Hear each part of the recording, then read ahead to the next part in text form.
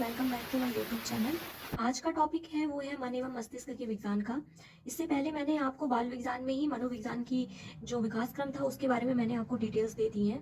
तो अगर आपको फर्स्ट वीडियो देखने आया है तो बाल मनोविज्ञान का ही फर्स्ट क्लास का यूट्यूब पे आप देख सकते हैं वीडियो। नेक्स्ट जो ये हमारा है वो मन एवं मस्तिष्क के विज्ञान का है। तो ये जो मन और मस्तिष्क है ये हमारी 17वीं शताब्दी में स्टार्ट हुई थी। इसके जो समर्थक थे वो हाब्स थे, लॉक, कॉन्ट और थॉमस रेड थे।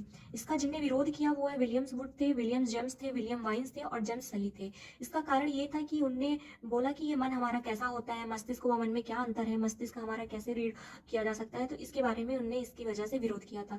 जो जो कि हमारा नेक्स्ट जो इसके बाद मन एवं मस्तिष्क के बाद जो हमारा नेक्स्ट जनरेशन आया वो चेतना का विज्ञान था। चेतना के विज्ञान की बात करें तो चेतना का विज्ञान हमारा 19वीं सदी में स्टार्ट हुआ था। और इसके जो समर्थक थे वो विलियम्स वुड थे, विलियम्स जेम्स थे और जेम्स सली और विलियम्स वाइन्स थे। ठीक। और हम फर्स्ट बात करते हैं विलियम्स वुड की। तो विलियम्स वुड है, इन्हें हम प्रयोगशाला विज्ञान का जनक कहते हैं। इन्हें 1879 में ही मनोविज्ञान की फर्स्ट प्रयोगशाला रखी जो कि जनवरी के लिप्जिंग शहर में स्थापित है। ठीक। उसके बाद जो हमारे विलियम्स वुड थे इसे हम मनोविज्ञान का उपजनक भी कहते हैं। नेक्स्ट जो हमारे विलियम्स जेम्स थे उन्होंने 1890 में एक पुस्तक लिखी थी प्रिंसिपल ऑफ ये साइकोलॉजी। ठीक। उस साइकोलॉजी पुस्तक में ही फर्स्ट टाइम मनोविज्ञान के जो दर्शन शास्त्र से अलग कर स्वतंत्र बनाया गया था। और फिर जो हमारे विलियम्स जेम्स हैं इन्हें हम आधुनिक मनोविज्ञान का जनक भी बोलते हैं। ठीक। उसके बाद चेतना के विज्ञान का जिन्हें विरोध किया था उनका नाम था मैकडुगल। मैकडुगल ने एक पुस्तक लिखी थी आउटलाइन ऑफ ये साइकोलॉजी। इस आउटलाइन ऑफ साइकोलॉजी में चेतना के विज्ञान का विरोध किया गया था।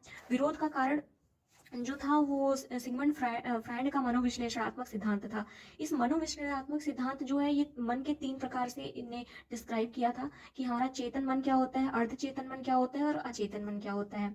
और सिगमंड फ्रायड जो थे वो मन की तुलना बर्फ के एक टुकड़े से उनने की थी कि बर्फ के टुकड़े में कैसा होता है। ठीक। तो जैसे कि ये मैंने एक बताया है कि ये ग्लास होगी, ग्लास में ये बर्फ हमने डिप कर दिया है। बर्फ के जो ऊपर का है 10% वो हमारा चेतन मन होता है और जो 90% होता है वो हमारा अचेतन मन होता है। फिर नेक्स्ट जो हमारा फोर्थ था वो है व्यवहार का विज्ञान, यानी कि व्यवहार का अध्ययन। तो ये हमारी 20वीं सदी में चालू हुआ है जो कि वर्तमान में भी चल रहा है। इसके जो जनक थे वो वाटसन थे। और और जो वाटसन थे उनके साथ अन्य जो समर्थक थे तो थार्नडाइक थे, पावलॉव थे, स्किनर थे और सीएल हल थे, वुडवर्थ थे और मैकडुगल थे। ठीक। और व्यवहार के विज्ञान के जनक में वर्तमान में ही हम इसे मनोविज्ञान जो है वो हमारा व्यवहार पर आधारित है।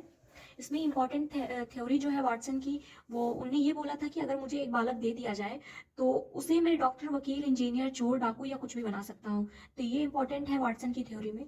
और जो हमारे नेक्स्ट वुडवर्थ थे तो इनने बोला कि सर्वप्रथम जो हम सबसे पहले अपने आत्मा का त्याग करेंगे, फिर उसके बाद मन के विज्ञान का त्याग करेंगे और अंततः चेतना के विज्ञान का त्याग करके हम वर्तमान में ही व्यवहार के सिद्धांत के रूप में इसे स्थापित करेंगे। तो ये जो इनने जो थ्योरी दी है वुडवर्थ ने, तो इनने सबका त्याग करने की थ्योरी दी है। और जो हमारे वाटसन है उनने बोला कि हाँ आप मुझे एक बच्चा दे दीजिए, मैं उसे डॉक्टर, वकील, इंजीनियर, चोर, डाकू कुछ भी बनाऊंगा, वो उस तरीके से वो बन के आ जाएगा। तो आज का टॉपिक ये कंप्लीट होता है मनोविज्ञान के बारे में। इसके बाद हम नेक्स्ट जो टॉपिक स्टार्ट करेंगे वो है बाल विकास के बारे में। तो इसी तरह वीडियो के साथ जुड़े रहिए। अगर चैनल में नए हैं तो प्लीज़ सब्सक्राइब करिए, लाइक करिए, कमेंट करिए and thank you so much guys.